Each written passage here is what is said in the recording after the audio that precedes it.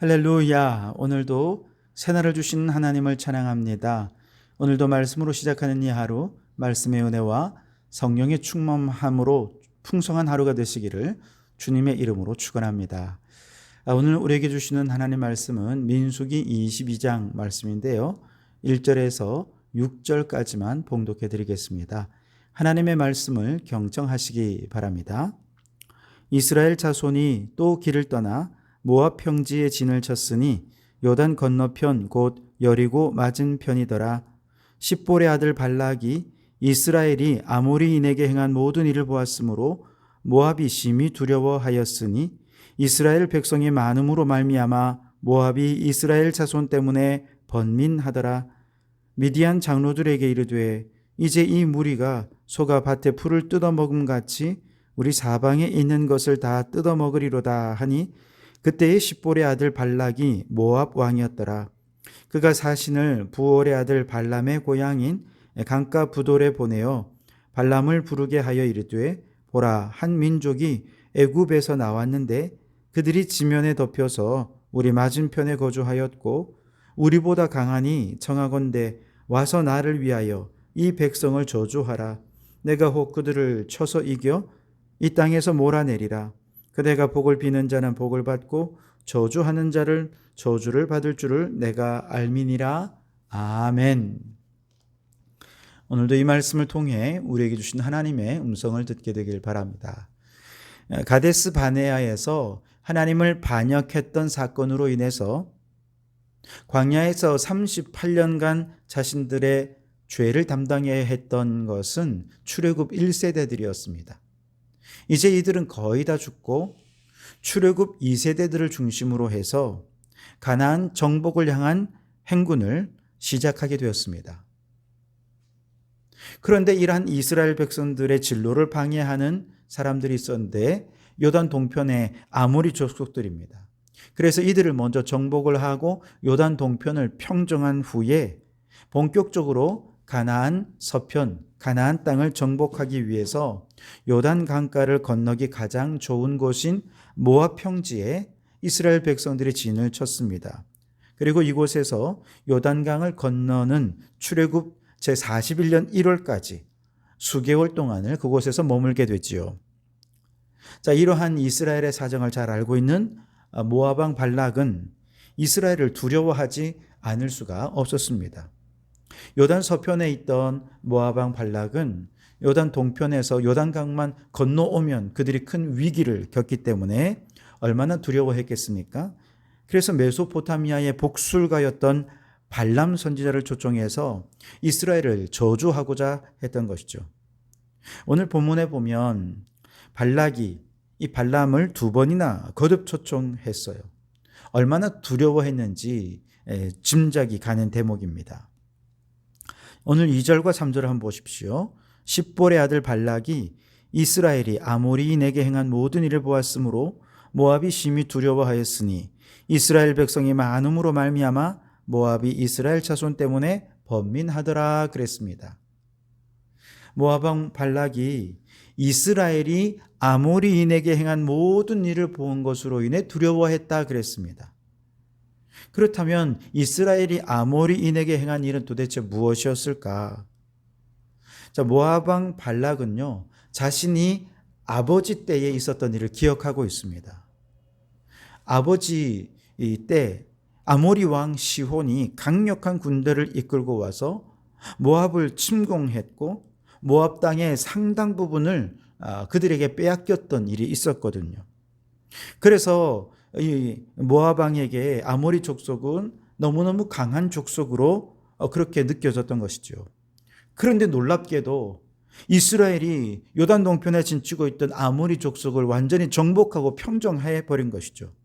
그리고 지금 모압 평지에 진을 치고 있으니까 이들이 이제 요단강을 건너면 아모리 족속들처럼 저 이스라엘에 의해서 모압이 멸망당할 것을 걱정하지 않을 수 없었던 것이죠. 너무 두려웠고 번민으로 가득 차 있었습니다.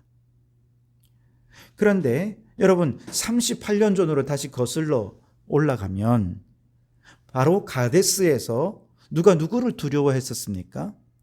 이스라엘이 가나안을 정탐하고 돌아와서 가나안의 족속들을 두려워했었습니다. 그런데 다시 38년을 건너뛰어서 이 가나안 족속이 지금은 이스라엘을 두려워하고 있는 셈이 된 것이죠.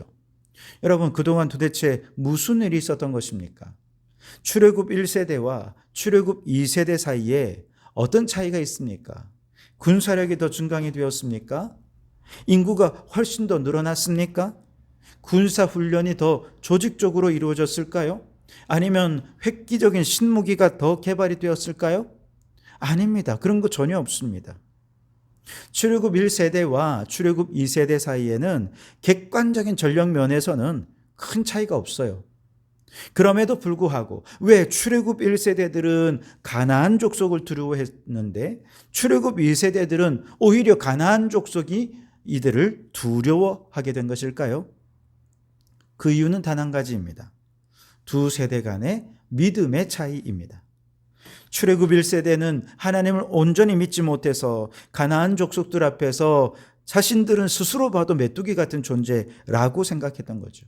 반대로 출애굽 2세대들은 하나님을 온전히 믿고 의지했더니 저들은 우리의 밥입니다. 그러니 대적을 두려워할 필요가 없었던 것이죠. 오히려 이처럼 당당하고 하나님을 앞에서 자신감을 갖고 있던 이스라엘을 가나안 족속들이 두려워하게 된 것입니다. 그렇습니다, 여러분. 하나님의 백성이 하나님을 제대로 믿지 못하면 세상을 두려워하게 됩니다. 세상의 조롱거리가 될 수밖에 없습니다. 반대로 그들이 하나님을 온전히 믿고 믿음으로 하나님을 의지하면 세상을 두려워하지 않을 뿐만 아니라 오히려 세상 사람들의 두려움의 대상이 된다는 거죠. 골리앗에게 모욕을 당했던 사울과 온 이스라엘의 군대를 한번 생각해 보세요. 그들은 이스라엘의 보호자 되시는 하나님을 온전히 믿지 못했기 때문에 그 하나님을 힘입어 골리앗을 비롯한 블레셋 군사들을 대적하지 못했습니다. 오히려 두려움에 떨면서 골리앗이 매일같이 40일 동안 나와서 하나님과 이스라엘 군대를 저주하고 조롱할 때 그 조롱에 마음이 주눅이 되고 패배감으로 젖어 있을 수밖에 없었습니다. 반면에 다윗은 어땠습니까? 그는 철저하게 하나님을 믿고 의지했습니다. 그랬더니 덩치 큰 골리앗도, 거인 족속인 저 골리앗도 전혀 두려움의 대상이 되지 못했습니다. 바다의 모래처럼 몰려온 저 블레셋 군대도 하나도 걱정의 대상이 안 되었습니다. 오히려 다윗은 만군의 여호와의 이름으로 담대하게 골리앗을 향해 나아가서 승리를 거두었던 것이죠. 그랬더니 모든 블레셋 군대의 두려움의 대상이 되었고 이 싸움에서 승리할 수 있었던 것입니다. 이처럼 세상을 두려워하지 않고 하나님을 온전히 의지하는 자가 세상이 두려워하는 자가 될 수 있는 것이죠. 그런데 오늘날 많은 성도들이 마치 골리앗 앞에 서 있는 사울과 이스라엘 군사들처럼 하나님을 온전히 믿지 못해서 세상을 두려워하는 모습을 보이고 있지는 않습니까?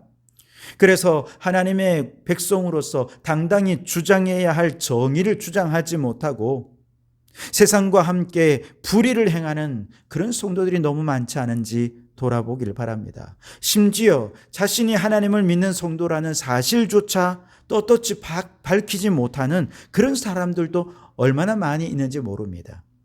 이런 사람들은 결코 세상 사람들에게 두려워할 만한 자로도 혹은 신뢰할 만한 자라도 여겨지지 못할 뿐만 아니라 하나님께도 그 백성이라 인정받지 못하게 될 것입니다. 그러므로 여러분, 우리는 결코 세상을 두려워하지 말고 오직 하나님을 믿고 온전히 의지하여서 세상 사람들이 두려워할 수 있는 그런 존재들이 될 수 있기를 바랍니다. 우리가 세상 사람들에게 두려운 존재가 될 때 하나님께서는 우리를 통해 영광을 받으실 것이고 하나님을 두려워하는 많은 사람들이 하나님께로 돌아오는 부흥의 역사가 나타나게 될 줄 믿습니다. 바라기는 우리 성도들이 이처럼 하나님을 온전히 믿고 하나님의 권능을 나타내어서 세상 사람들이 두려워하는 존재로서 그들이 주님께 돌아오는 구원의 역사, 부흥의 역사를 이루어가는 성도들이 되시기를 주님의 이름으로 축원합니다.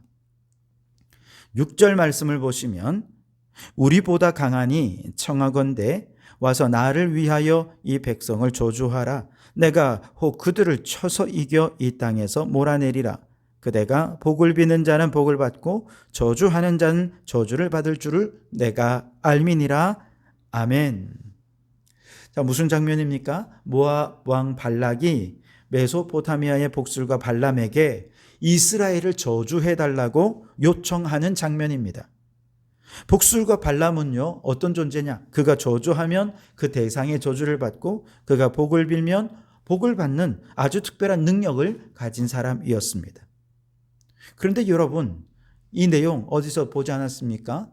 그렇죠. 창세기 12장에 하나님께서 아브라함에게 네가 복을 빌면 내가 복을 주고 네가 저주하면 내가 저주하겠다. 너를 복의 근원으로 삼겠다. 그렇게 말씀해 주지 않으셨습니까?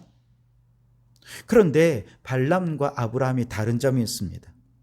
아브라함은 하나님께서 주신 권세와 능력으로 복을 비는 자였습니다. 반면에 발람은 사탄의 능력이 그에게 나타났습니다. 사탄이 주는 능력을 사용해서 때로는 축복을 빌기도 하고 저주를 빌기도 하지만 사실 사탄은 축복보다는 저주에, 영광보다는 멸망을 위해 그렇게 그 권세를 사용하는 존재였죠. 타인의 저주와 멸망을 통해서 자신의 안녕과 번영을 누리는 파렴치한 자들이 비로 쓰는 사악한 능력이 바로 사탄의 능력이었던 것이죠. 반면에 아브라함의 능력은 하나님의 주신 능력이었습니다. 하나님의 능력은 정의를 실현하고 사랑과 인자를 행하기 위해 사용하는 능력인 것이죠. 왜냐하면 그 능력을 주시는 하나님께서 거룩하시고 정의로우시고 사랑과 은혜가 풍성한 분이시기 때문에 하나님의 뜻을 이루기 위해 그 저주와 축복의 권한을 사용하게 되는 것이죠. 여러분 생각해 보십시오. 어떻게 거룩하고 공의로우신 하나님께서 그 능력으로 불의를 행하고 죄악된 일을 행할 수 있겠습니까?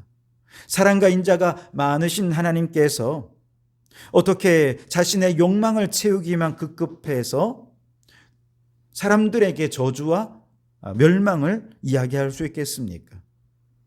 이건 하나님의 행하실 일이 아닌 것이죠. 아브라함이 가진 능력은 축복의 능력이었습니다. 하나님의 정의를 행하는 능력이었던 것이죠. 오늘날 하나님께서 우리 그리스도인들에게도 동일한 능력을 주신 줄 믿습니다. 어디서든 우리가 복을 빌면 하나님께서 복을 내리십니다. 우리가 저주하면 하나님께서 저주하실 것입니다. 그러나 이 능력은 하나님께서 주신 능력이기에 멸망보다는 성공에, 저주보다는 축복에 더 큰 힘이 있는 것이죠. 그래서 우리가 하나님의 뜻을 이루기 위해서 이웃들을 축복하고 그렇게 복의 근원으로 살아가도록 주님은 우리를 이끌어 주시는 줄 믿습니다. 사도 바울은 하나님께서 그에게 능력을 주셔서 그 능력을 각 사람에게 나누어 주시는 이유에 대해서 에베소서 4장 12절에서 이렇게 말씀을 하십니다. 이는 성도를 온전하게 하며 봉사 일을 하게 하며 그리스도의 몸을 세우게 하려 하심이라 그랬습니다. 여러분, 하나님께서 주시는 능력을 받으면 우리는 어떤 일을 합니까? 성도들을 온전하게 합니다. 봉사의 일을 합니다. 그리스도의 몸을 세우는 일을 감당하게 되는 것이죠. 하나님께서 주신 이 능력으로 결코 사악하고 불의한 일에 이 능력을 사용해서는 안 될 것입니다. 만일 우리가 하나님이 주신 능력을 가지고 불의하고 사악한 이런 일들을 행한다면 아마 많은 사람들이 하나님을 불의한 하나님이다, 사악한 하나님이다, 그렇게 오해하게 될 것입니다. 그렇게 되면 그는 축복의 통로가 아니라 저주의 통로가 되고 하나님의 징벌을 피할 수 없게 될 것입니다. 그래서 우리는 하나님께서 우리에게 주신 능력을 덧입어서 이제 성도들을 돕고 봉사하고 교회를 세우며 어디서든지 선한 일에만 이 능력을 사용하는 성도들이 되어야 할 줄 믿습니다. 오늘 이 하루를 지나면서도 많은 분들을 만나겠죠? 직장에서, 가정에서 혹은 여러 이웃들과 만남들이 있을 것입니다. 여러분 그 모든 만남 속에서 하나님께서 여러분들을 축복의 통로로 사용하기 원하십니다. 복의 근원이 되기를 원하십니다. 그렇다면 여러분들을 통해서 이웃들을 세우고 그들을 위해 봉사하고 돕고 섬기는 삶을 통해서 하나님의 영광을 나타내는 성도들이 될 수 있기를 바랍니다. 하나님께서 그러한 우리들을 보시고 네가 작은 일에 충성했으니 더 큰 일을 맡기리라, 그렇게 말씀하시면서 하나님께서 우리에게 더 큰 능력을 주셔서 하나님 나라를 위해 더 큰 일을 감당하며 더 큰 축복의 통로가 되도록 그렇게 사용되는 우리 모든 성도들이 되시기를 주님의 이름으로 축원합니다. 기도하겠습니다. 하나님, 출애굽 1세대들처럼 세상을 두려워하는 자가 아니라 출애굽 2세대들처럼 세상이 우리를 두려워하는 자가 되게 해 주시옵소서. 우리가 하나님을 믿고 온전히 의지할 때 이와 같이 세상이 우리를 두려워하는 자가 될 줄 믿습니다. 그러니 어떤 상황에서도 전적으로 하나님을 믿고 의지하며 행하게 해 주옵소서. 하나님은 이미 우리에게 거룩하고 위대한 능력을 선물로 주신 줄 믿습니다. 우리에게 주신 은사와 능력을 잘 활용하여 성도들을 돕고 봉사하고 교회를 세우는 복의 근원이 되는 성도들이 되게 해 주시옵소서. 예수님 이름으로 기도하옵나이다. 아멘.